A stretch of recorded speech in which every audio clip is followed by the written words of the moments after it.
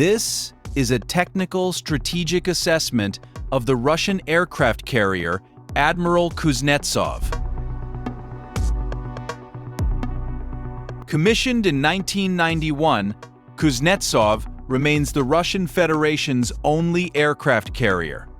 Despite extended refits, recurring propulsion failures, and operational setbacks, the vessel continues to serve a limited but strategically relevant role. The issue is not age. The issue is strategic utility.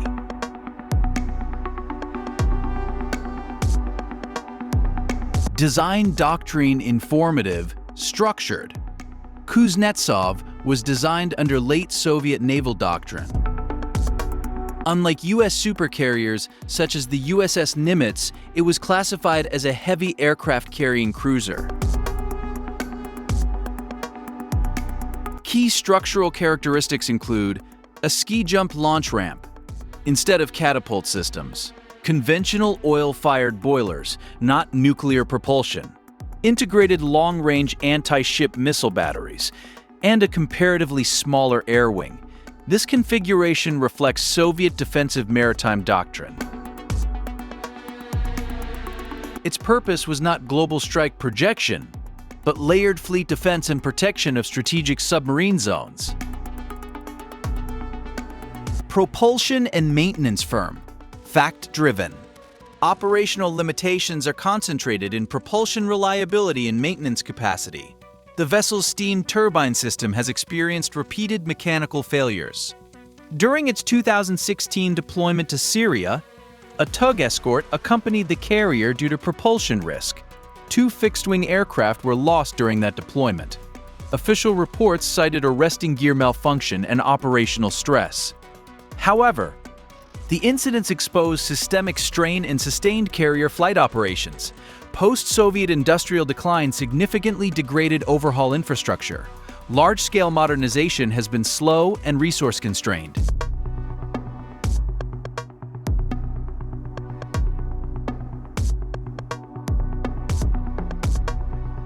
Personnel, structure, strategic tone. Structure readiness challenges extend beyond machinery. The Russian military maintains a top-heavy officer corps and continues to rely heavily on conscription. Unlike Western naval forces such as the Royal Navy or the United States Navy, Russia lacks a deeply institutionalized senior enlisted technical corps equivalent to the Chief Petty Officer system. Carrier operations require highly experienced aviation maintenance crews, continuous deck cycle management, and senior enlisted leadership ensuring operational continuity. Without that foundation, complex carrier aviation becomes difficult to sustain.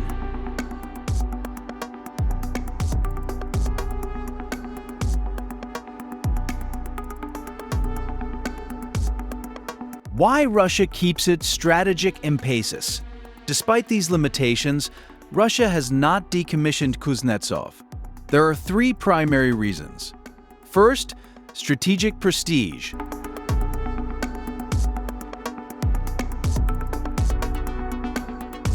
Only a limited number of nations operate aircraft carriers: the United States, China, France, India, the United Kingdom.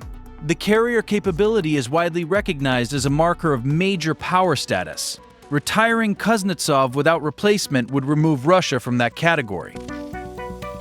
Second, preservation of naval aviation expertise.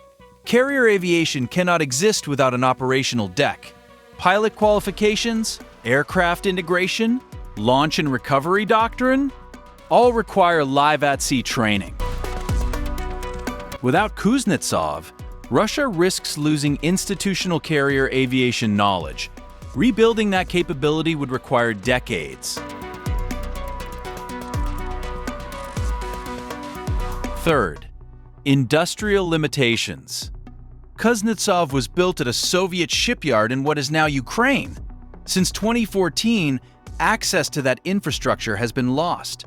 Constructing new heavy shipbuilding capacity would require major investment and extended timelines. A replacement carrier, under optimistic projections, would not enter service before the mid-2030s.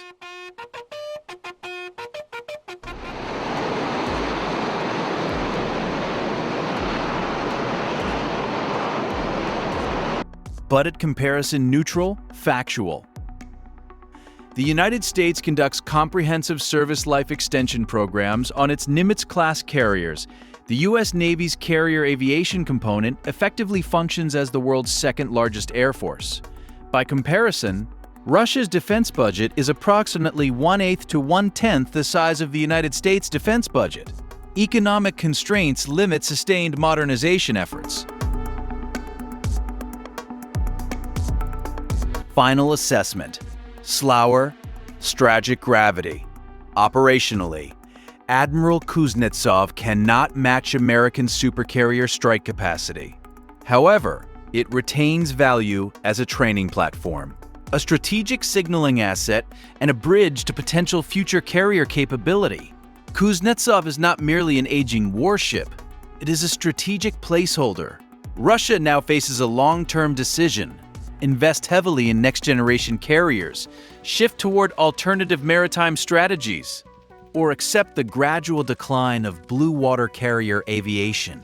The outcome will not be determined by steel or engines, but by industrial capacity, economic sustainability, and geopolitical ambition.